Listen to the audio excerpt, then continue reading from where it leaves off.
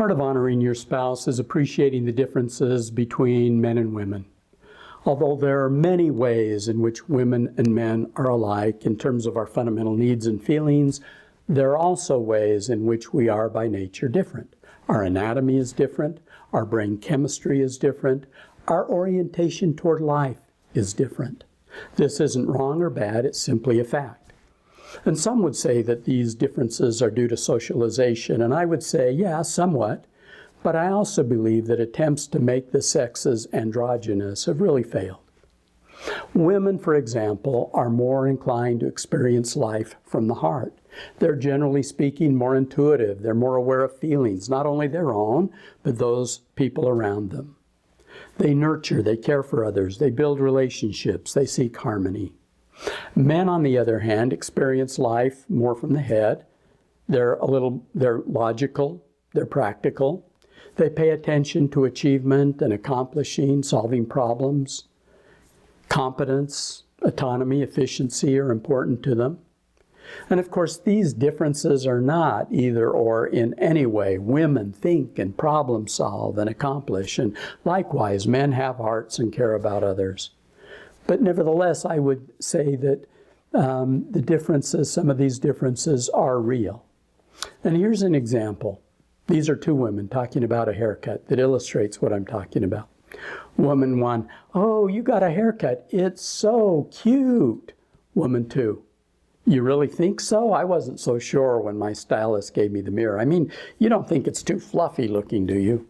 Woman 1, oh no, it's perfect. I'd love to get my hair cut like that, but I think my face is too wide. I'm pretty much stuck with this style, I think. Woman 2, are you serious? I think your face is adorable, and you could so easily get one of those layered cuts. That would look so cute on you. I was actually going to do that, except I was afraid it would accent my long neck. Woman 1, oh, now that's funny. I'd love to have your neck. Anything to take attention away from this 2x4 I have for a shoulder line. Woman 2, are you kidding? I know girls who would love to have your shoulders. Everything drapes so well on you. I mean, look at my arms. See how short they are? If I had your shoulders, I could get clothes to fit me so much easier. Woman 1, do you really think so? Oh, you're just saying that. Woman 2, no, I really mean it. Well, here's the same scene between two men. Man 1, you got a haircut, didn't you? Man 2, yep. So I think it's fair to say that by and large, women have a higher relationship IQ than men. And there's been a lot of talk in recent years about women as great leaders because of their attention to relationships and more collaborative and inclusive nature. Well, I appreciate these qualities within my wife. Judy pays attention to relationships and nurtures in ways that I don't. For example, she cares about our living space and wants to make it warm and friendly. And one way she does it is by decorating the house for each and every holiday, Christmas and Valentine's and President's Day and St. Patrick's and Easter. And truthfully, I don't have a clue. In fact, I rarely notice that we've passed from one set of holiday decorations till the next, until Judy takes me by the hand and walks me through the house, showing me each item. In fact, just a couple of weeks ago, she came to me grieving and explained that she had just taken down the Easter decorations and it was too early to put up the 4th of July decorations. Well, I mustered every ounce of compassion I could find and tried to console her. But now I want to be more specific about our differences. Again, you know that these are generalizations. They're general tendencies, not always universal.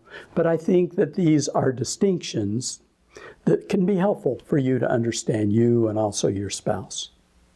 So the biggest complaint of women is that men don't listen. Wives want empathy, and husband thinks she wants solutions. And no matter how many times she asks him to just listen, he tries to tell her how to solve her problems. On the other hand, the biggest complaint of men is that women are always trying to change them. When a woman loves her husband, she feels it her responsibility to assist him in growing and tries to help him improve the way he does things. She thinks she's being nurturing and helpful. He thinks he's being controlled. What he really wants is her acceptance and respect.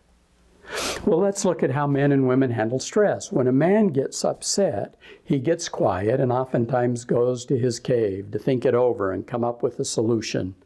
And when he's found a solution, he feels better and comes out of the cave. If he can't find a solution, he needs to do something to distract himself, to forget about his problem, like read a magazine or watch TV. But that's hard for a woman to understand and accept. She resents him for not being more open and communicative. When a woman's upset, she wants to talk about it. She talks to feel better and would appreciate it if her husband would just listen and validate her feelings. In fact, she has as much right to talk about her feelings as a man does to go to his cave. If she doesn't feel understood, then it's difficult for her to let go of her stress or hurt. The problem is that the more women talk, the more men feel like she's holding him responsible or to blame. He doesn't realize that she's talking to feel better, and she doesn't know how much all of the details frustrate him. He'd like her to get to the point more quickly, rather than going on and on. Well, the needs of men and women are also different. Men are motivated and empowered when they feel needed. When a man doesn't feel needed, he becomes passive and less energized and gives less to the relationship. On the other hand, if he feels appreciated and needed, he's able to give more. Not to feel needed is a slow death for a man.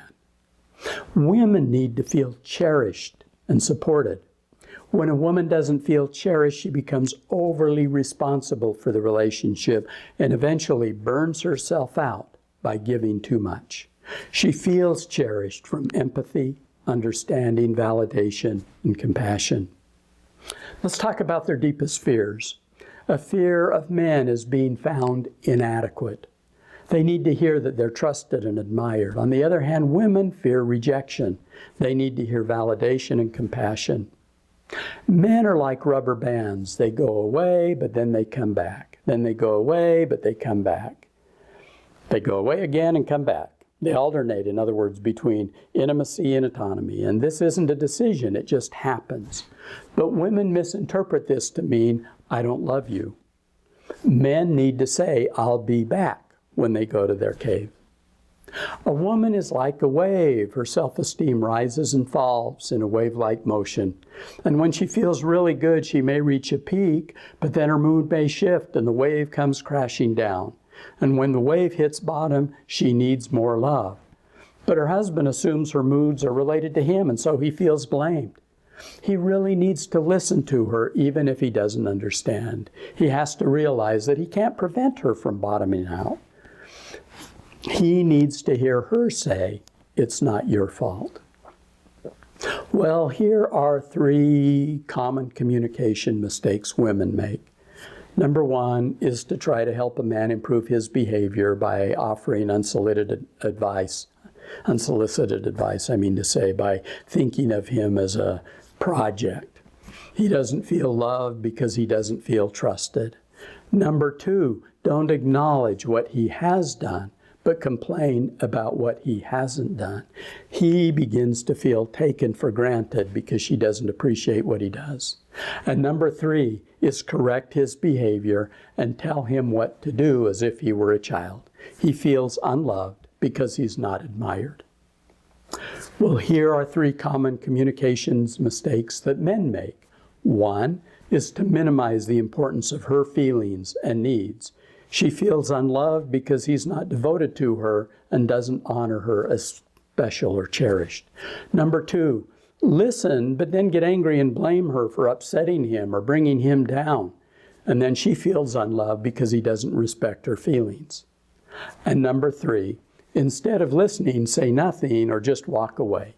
She doesn't get the reassurance that she needs. Well, if we talk about personal identity and meaning, women want relationships and connection. Men want competency and achievement. Orientation towards others, women value a sense of community. Men are more likely to value independence. Meaning of intimacy, women want verbal communication. Men want shared activities. Fears, women are afraid of not being loved. Men are afraid of not being good enough. Handling conflict, women want to get it out in the open, and men are more likely to avoid and withdraw. Emotions, women are more expressive, men are more withholding. Problem solving, women want to explore options, men want clearly defined rules. A big communication complaint for women is that their husband won't open up, and for men, that their wives will not back off. Well, I'm giving you 2 resources with this lesson. One is a chart that summarizes a lot of what we've been talking about, so you can download it, even print it. And the second is an exercise to explore your needs and those of your partner. You'll come away, if you do that exercise, you'll come away with a better understanding of yourself and your mate. So I really encourage you to take time to do it. And then it's on to the next lesson about reconnecting when you have felt harmed in your relationship.